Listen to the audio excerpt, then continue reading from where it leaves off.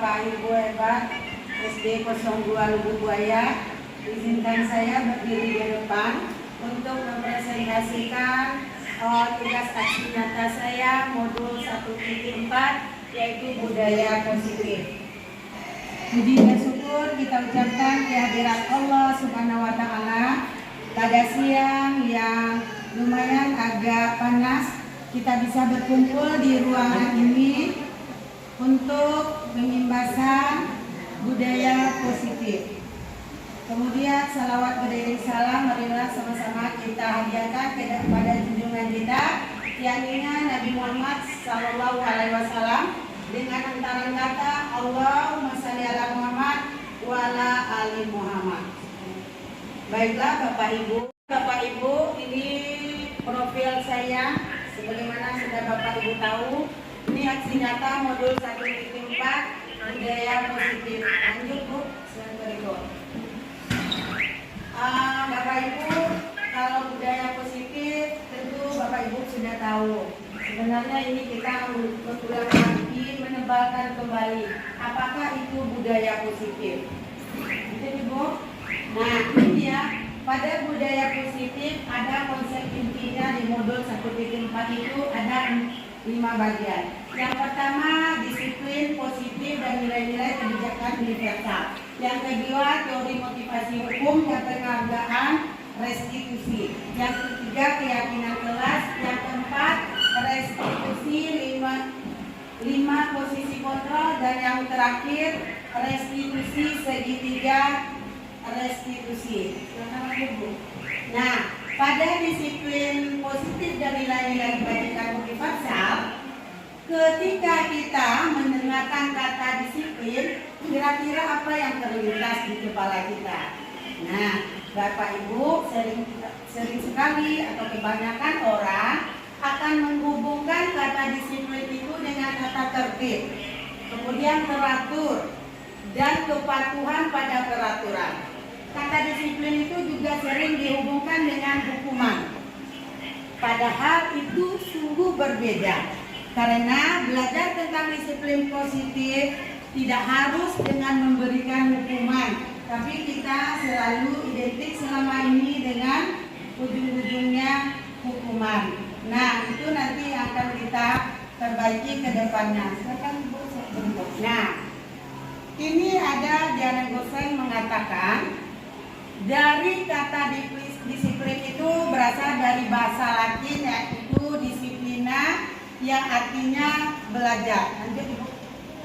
Memiliki disiplin diri berarti mereka bisa bertanggung jawab. Nah, terhadap apa yang dilakukannya karena mereka mendasarkan tindakannya kepada nilai-nilai universal. Lanjut Ibu. Nah, Ki Hajar Dewantara dan Diana Gosen ini adalah dua pakar pendidikan yang mengartikan disiplin itu sebagai bentuk kontrol diri, yaitu belajar untuk kontrol diri agar dapat mencapai tujuan yang mulia. Tujuan mulia di sini mengacu pada nilai-nilai prinsip yang dianut oleh seseorang. Kita namakan nilai tersebut dengan nilai-nilai kebajikan yang universal. Nah, salah satu nilai kebajikan yang universal itu yang ingin kita capai dikenal dengan profil pelajar Pancasila. Bapak Ibu di ruangan lokal kita umumnya sudah terpajang profil Pancasila. Nah, ini yang pertama, beriman bertakwa kepada Tuhan Yang Maha Esa dan berakhlak mulia, mandiri, bernalar kritis, kebinekaan global, bergotong royong dan kreatif. Nah, tujuan mulia dari penerapan nilai positif ini adalah agar terbentuk murid-murid yang berkarakter, berdisiplin, santun, jujur, peduli, bertanggung jawab, dan merupakan pembelajar sepanjang hayat. Jadi bukan murid aja pembelajar sepanjang hayat ya Bapak Ibu hebat, kita juga guru-guru pembelajar sepanjang hayat. Lanjut Ibu. Nah, yang kedua tadi teori motivasi, hukuman, penghargaan, dan motivasi perilaku manusia. Yang pertama itu dia cenderung untuk menghindari ketidaknyamanan atau hukuman. Yang kedua, mendapatkan imbalan atau penghargaan dari orang lain. Yang ketiga, untuk menjadi orang yang mereka inginkan dan menghargai diri sendiri dengan nilai-nilai yang mereka percaya. Oke. Yang berikut, hukuman dan penghargaan. Nah, Bapak Ibu, hukuman ini biasanya bersifat tidak terencana atau tiba-tiba saja. Kemudian bersifat satu arah. Kemudian bisa berupa fisik maupun psikis. Kemudian murid akan merasa tersakiti oleh sesuatu perbuatan atau kata-kata. Nah, ini yang konsekuensinya. Kalau konsekuensi biasanya sudah terencana atau sudah disepakati di dalam kelas. Jadi yang konsekuensi ini sudah direncanakan, terencana, dan sudah konsekuensi tabelnya. Lanjut Ibu. Nah, kita masuk ke penghargaan. Biasanya kalau sesuatu itu diberikan penghargaan, anak cenderung atau orang cenderung akan tergantung kepada penghargaan yang diberikan serta kehilangan motivasi dari dalam diri karena dia berpikir hanya untuk ujungnya penghargaan. Kemudian penghargaan merusak hubungan. Terus penghargaan menurunkan kualitas. Penghargaan mematikan kreativitas dan penghargaan menghukum. Lanjut Bu. Nah, ini yang C, restitusi. Restitusi itu adalah proses menciptakan kondisi bagi murid untuk memperbaiki kesalahan mereka sehingga mereka bisa kembali pada kelompok mereka dan karakter yang lebih kuat setelah diperbaiki ya Bapak Ibu. Lanjut Bu. Nah, ini dia ciri-ciri restitusi itu. Restitusi itu bukan untuk menembus kesalahan, namun untuk belajar dari kesalahan. Kemudian memperbaiki hubungan, kemudian tawaran bukan paksaan, kemudian menuntut untuk melihat ke dalam diri, mencari kebutuhan dasar yang mendasari tindakan, fokus pada karakter bukan tindakan, kemudian menguatkan fokusnya pada solusi, dan lanjut mengembalikan murid yang berbuat salah kepada kelompoknya kembali. Kita masuk ke yang ketiga, keyakinan kelas. Bapak Ibu, saya yakin Bapak Ibu sudah bikin keyakinan di dalam kelas bukan lagi bentuk peraturan, karena sudah dilihat di kelasnya masing-masing sudah ada tertempel keyakinan kelas. Nah, Bapak Ibu hebat, mari kita lihat bagaimana sebenarnya proses kita membuat keyakinan kelas itu. Nah, keyakinan kelas itu adalah nilai-nilai kebajikan universal yang telah disepakati secara tersirat dan tersurat lepas dari adanya latar belakang suku, negara, bahasa maupun juga agama. Keyakinan kelas ini dibuat secara bersama-sama oleh seluruh siswa bersama guru di dalam kelas. Jadi yang membuat keyakinan kelas itu bukan bapak atau ibu guru hebat, tapi bersama-sama dengan siswa di dalam kelas membuatnya. Jadi datangnya dari diri masing-masing siswa kita. Yang terakhir, yang ketiga, penguasaan. Penguasaan kebutuhan ini meliputi keinginan untuk dianggap berharga, bisa membuat perbedaan, bisa membuat pencapaian, kompeten, diakui dan dihormati. Ini meliputi self-esteem dan keinginan untuk meninggalkan pengaruh. Lanjut. Yang keempat itu kebutuhan akan kebebasan. Anak-anak dengan kebutuhan kebebasan yang tinggi menginginkan pilihan. Mereka perlu banyak bergerak, suka mencoba, tidak terlalu terpengaruh orang lain, dan sedang mencoba hal-hal baru yang menarik. Seperti yang dilakukan Doni itu, karena ibunya selalu membawa bekal yang sama, maka dia ingin mencoba makan temannya, mencoba makanan yang dibawa oleh temannya. Berarti dia menginginkan mencoba makanan dengan rasa lain yang berbeda dengan menu yang disiapkan orang tuanya. Jadi Doni itu sedang berusaha memenuhi kebutuhannya akan kebebasannya. Lanjut Ibu. Nah, yang kelima kesenangan atau kebutuhan untuk merasa senang. Dalam kebutuhan akan kesenangan adalah kebutuhan untuk mencari kesenangan, bermain dan tertawa seperti kasus Doni itu. Doni berusaha memenuhi kebutuhan kesenangannya dengan mengambil bekal temannya. Kita lanjut Ibu. Nah, kita masuk ke 5 posisi kontrol. Bapak Ibu di manakah nanti Bapak Ibu bisa tahu di posisi mana posisi kontrol Bapak Ibu saat berada dengan anak-anak. Nah, yaitu 5 posisi kontrolnya. Yang pertama penghukum, yang kedua membuat merasa bersalah, yang ketiga teman, pemantau dan manajer. Nah, Bapak Ibu kita melihat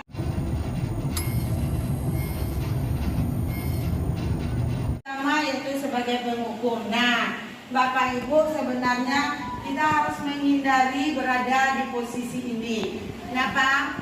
Seorang penghukum bisa menggunakan hukuman fisik maupun verbal. Nah, senantiasa mengatakan bahwa sekolah memerlukan sistem atau alat yang dapat lebih menekan murid-murid dari dalam lebih dalam lagi. Posisi penghukum ini akan berkata, patuhi aturan saya atau awas. Nah, kamu selalu saja salah. Selalu pasti, selalu yang terakhir selesai. Nah, guru seperti ini senantiasa percaya hanya ada satu cara agar pembelajaran berhasil, yaitu dengan cara dia. Padahal posisi ini jangan atau sebaiknya kita hindari. Jangan dipakai posisi yang berada seperti ini. Lanjut yang kedua. Nah, pembuat merasa bersalah. Ini pada posisi ini biasanya guru akan bersuara lembut. Nah, menggunakan keheningan membuat orang lain merasa tidak nyaman, bersalah, rendah diri. Nah, biasanya kata-kata yang digunakan seperti ini. Ibu sangat kecewa sekali dengan kamu. Nah, berapa kali harus Bapak bilang sayang? Nah, gimana coba kalau orang tua kamu tahu? Nah, dari posisi ini murid akan memiliki penilaian yang buruk pada dirinya. Nah, murid akan merasa tidak berharga dan telah mengecewakan orang yang disayanginya. Jadi hendaknya kita menghindari pula berada di posisi ini. Nah, lanjut. Ini guru tidak akan menyakiti murid, namun akan tetap berupaya mengontrol murid melalui persuasi. Contohnya berkata, ayo bantu diri bapaknya, ayo tolong kerjakan ya sayang. Nah, ayo sudah kali ini, ya sudah kali ini tidak apa-apa. Nah, biasanya hal negatif dari posisi teman ini adalah apabila suatu saat guru, bapak ibu hebat tidak lagi bisa membantu anak akan merasa kecewa, dia kehilangan punya teman. Jadi posisi ini sepertinya bagus juga untuk kita hindari. Nah, kita lanjut ke posisi berikut sebagai pemantau. Posisi pemantau berdasarkan pada peraturan dan konsekuensi. Nah, pemantau ini punya peraturan dan ada konsekuensinya. Pertanyaan yang diajukan seorang pemantau, peraturannya apa? Apa yang telah kamu lakukan? Sanksinya atau konsekuensinya apa? Nah, nanti kita bandingkan dari kelima posisi itu ya Bapak Ibu. Nah, lanjut. Nah, manajer. Pada posisi manajer ini, guru berbuat sesuatu bersama dengan murid, mempersilahkan murid, mempertanggungjawabkan perilaku, mendukung murid agar dapat menemukan solusi permasalahannya sendiri. Ini contohnya, si orang manajer itu biasanya akan berkata, apa yang kita yakini? Apa kamu meyakininya? Jika kamu meyakininya, apakah kamu bersedia memperbaikinya? Nah, ini apabila anak melakukan suatu kesalahan, seperti inilah biasanya perkataan dari seorang manajer. Nah, Bapak Ibu, posisi sebenarnya yang paling kita impikan, yang paling bagus, lanjut Ibu. adalah posisi dari tujuan adalah posisi kontrol manajer. Hebat, oh tapot santiang. Oke, masih ingat tapot santiang kita? Oke, tapot santiang. Ampu suwo, ampu kida, duo ampu santiang. Watang baca lain. Alun gercep dah dong. Oke, ulunya begini. Kalau pegang kepala, kalau bilang botak pegang kepala. Kalau buta pegang mata. Kalau batuk kita pegang mulut. Oke, ulunya udah ya. 1, 2, 3, batuk. Buta, botak, botak, botak, botak. Batuk, batuk, batuk. Buta, botak, batuk, buta, batuk, botak, botak. Botak, botak, botak. Buta, buta, botak. Botak, botak, batuk, buta, botak, botak, batuk. Oke. Terima kasih Bapak Ibu. Assalamualaikum warahmatullahi wabarakatuh. Makanya Bapak Ibu hebat, oh tapot santiang. Oke, masih ingat tapot santiang kita? Oke, tapot santiang. Ampu suwo, ampu kida, duo ampu santiang. Watang baca lain. Alun gercep dah dong. Oke, ulunya begini. Kalau pegang kepala, kalau bilang botak pegang kepala. Kalau buta pegang mata. Kalau batuk kita pegang mulut. Oke, ulunya udah ya. 1, 2, 3, batuk. Buta, botak, botak, botak, botak. Batuk, batuk, batuk. Buta, botak, batuk, buta, batuk, botak, botak. Botak, botak, botak. Buta, buta, botak. Botak, botak, batuk, buta, botak, botak, batuk. Oke. Terima kasih Bapak Ibu.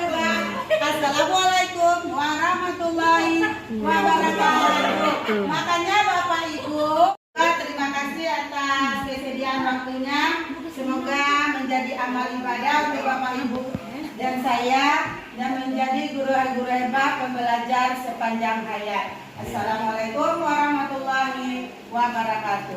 Waalaikumsalam warahmatullahi wabarakatuh. Bulatkan tekadku. Warahmatullahi wabarakatuh.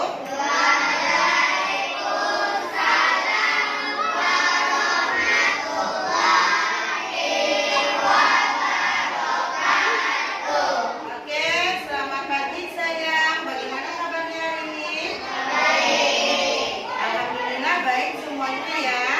Oke, hari ini kita akan membuat keyakinan kelas. Keyakinan kelas itu mirip-mirip dengan peraturan kelas. Bedanya kita tidak menggunakan kalimat atau kata yang negatif di situ. Ya, kita menggunakan kata yang positif. Apa contohnya saya? Misalnya dilarang datang terlambat. Kita nggak pakai lagi kata dilarang itu, tapi kita ganti. Contohnya masuk kelas tepat waktu. Itu contohnya. Dilarang ikut waktu belajar. Kita nggak pakai kata dilarang itu lagi. Kita ganti dengan apa sayang? Misalnya saat belajar harus tenang. Nah itu kan tidak ada kalimat negatif di situ, kata yang negatif. Jadi untuk keyakinan kelas ini kita tidak menggunakan kata atau kalimat yang negatif. Kalau pada peraturan ada itu, tidak boleh datang terlambat, itu contohnya peraturan. Kalau untuk di keyakinan kelas kita tidak menggunakan itu, tetapi masuk kelas tepat waktu, itu contohnya. Oke, kenapa harus kita pakai keyakinan? Supaya anak-anak semuanya meyakini dalam hatinya melakukan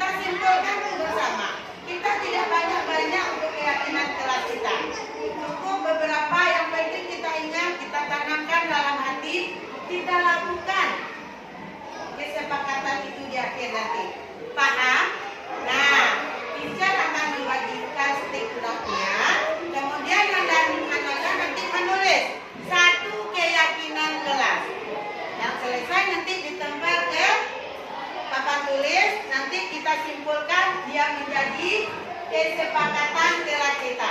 Oke? Oke, kita bagi. Satu dapat satu, silakan tulis satu keyakinannya untuk ditempel di sini nanti. Oke. Abang menulisnya nanti. Nah, di bagian sini ya, karena ini mau ditempel nanti. Yang lengket itu mau ditempel, nanti abang tulis sini. Oke. Silakan bang, di bagian sini abang ini mau ditempel. Ini mau ditempel nih, di sini bang tulis. Silakan abang, di bagian sini menulis satu kesepakatan kelasnya. Nah, menulisnya di belakangnya, nah, di sini. Ini mau ditempel nanti. Oke. Menulis jangan di tempat yang ada lem. Tempat ada lem mau ditempel kakak. Oke. Silakan yang sudah dapat stick nomnya tulis satu keyakinan kelasnya.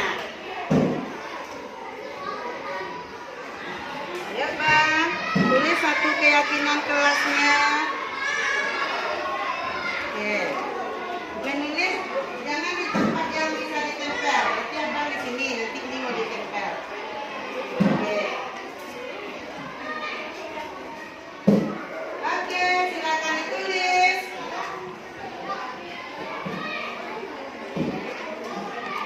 Oke. Silakan ditulis abang. Silakan abang kakak tulis satu keyakinan kelasnya. Nanti kita tempel di situ, kita simpulkan. Kita jadikan kesepakatan kelas. Yang kalimatnya atau katanya yang sama nanti kita ambil satu. Nah, silakan tulis.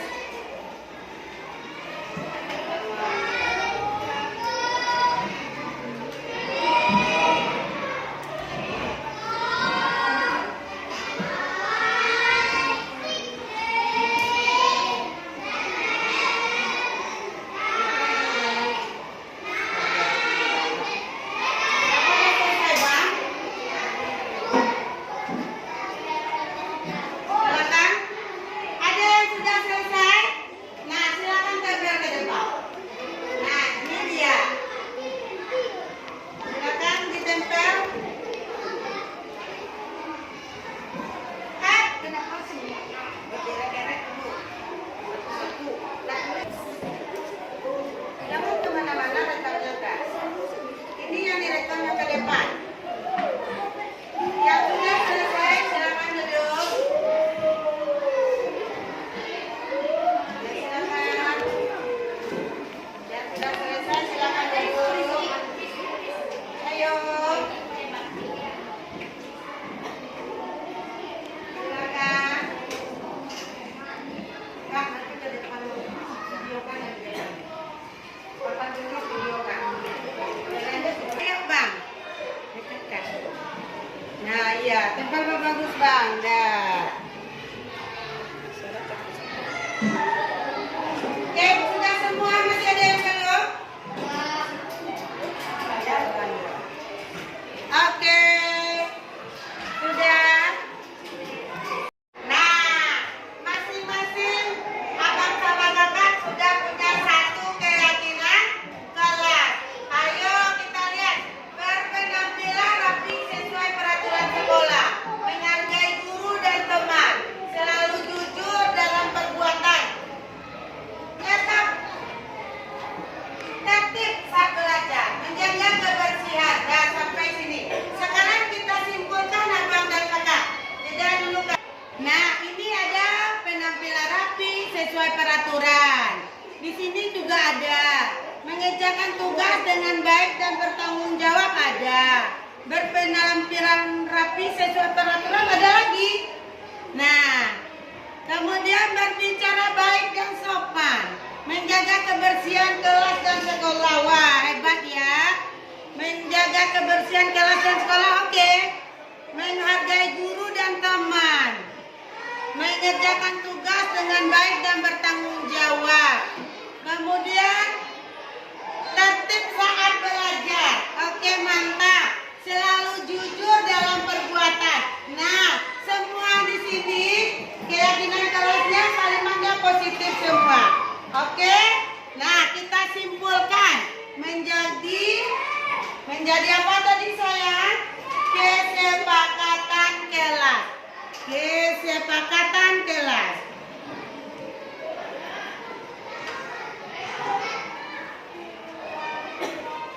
Yang pertama apa? Ayo. Masuk. Nah, masuk kelas tepat waktu. Nah, ayo sayang. 2, 3, 4, 5. Nah, yang satu. Masuk kelas tepat waktu. Ayo tulis Bella. Masuk kelas. Kita sepakati lagi. Keyakinan kita bersama sudah kita sepakati. Masuk kelas tepat waktu. Ada beberapa orang yang bikin tadi. Masuk kelas tepat waktu.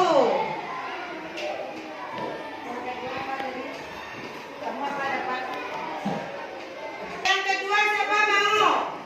Nah, ayo cepat saya. Yang kedua. Cepat nulisnya. Yang kedua.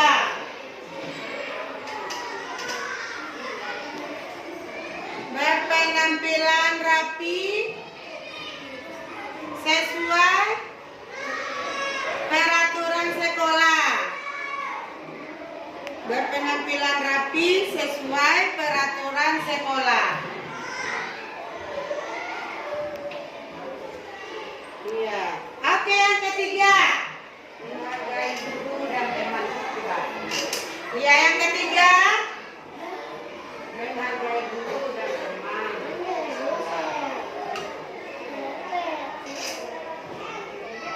Menghargai guru dan teman.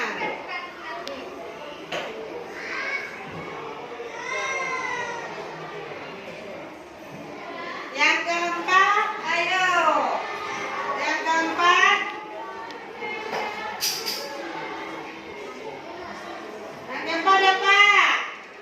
Yang kita sepati itu yang keempat. Menjaga. Iya, Bella. Cepat sayang, menjaga.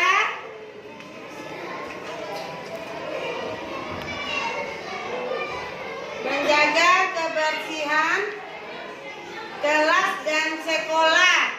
Ya, bukan kelas saja ya. Menjaga kebersihan kelas dan sekolah. Yang kelima apa? Ada dia kelima.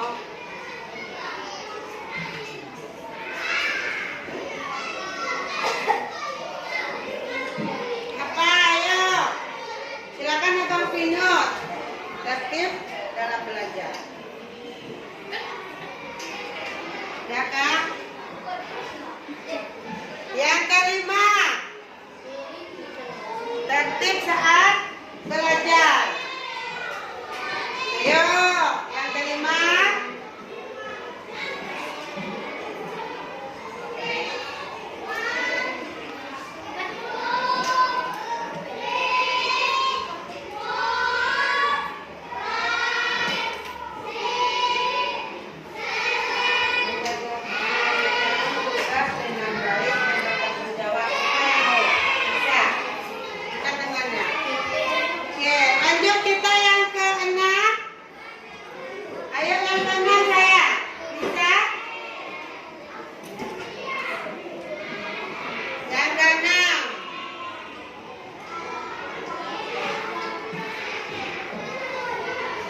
Mengerjakan tugas dengan baik dan tanggung jawab.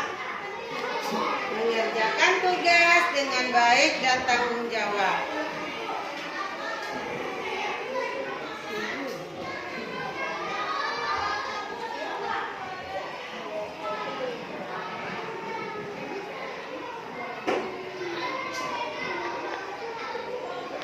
Yang ketujuh,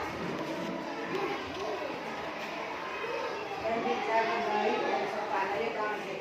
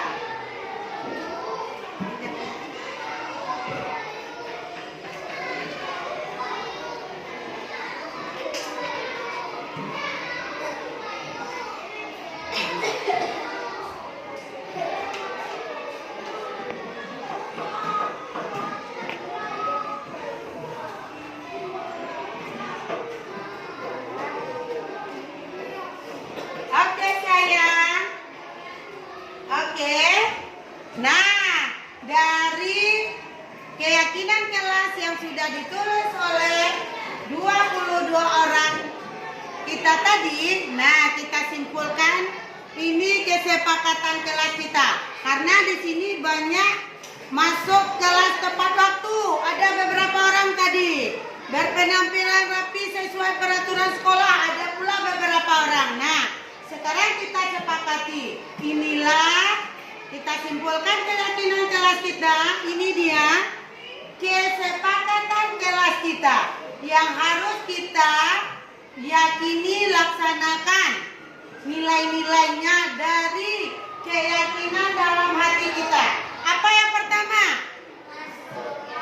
Apa yang pertama? Yang kedua?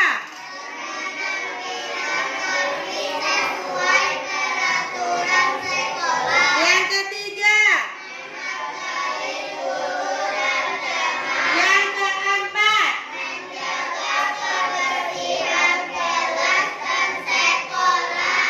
Yang kelima? Yang keenam?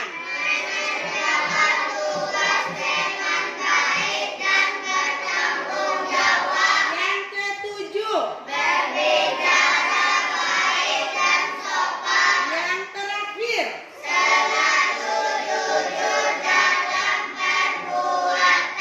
Oke, ada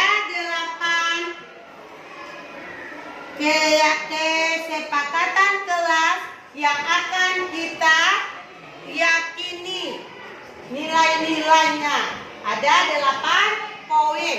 Itu kamu akan meyakini dalam hatimu untuk melaksanakan dari nilai-nilai keyakinan kelas kita ini.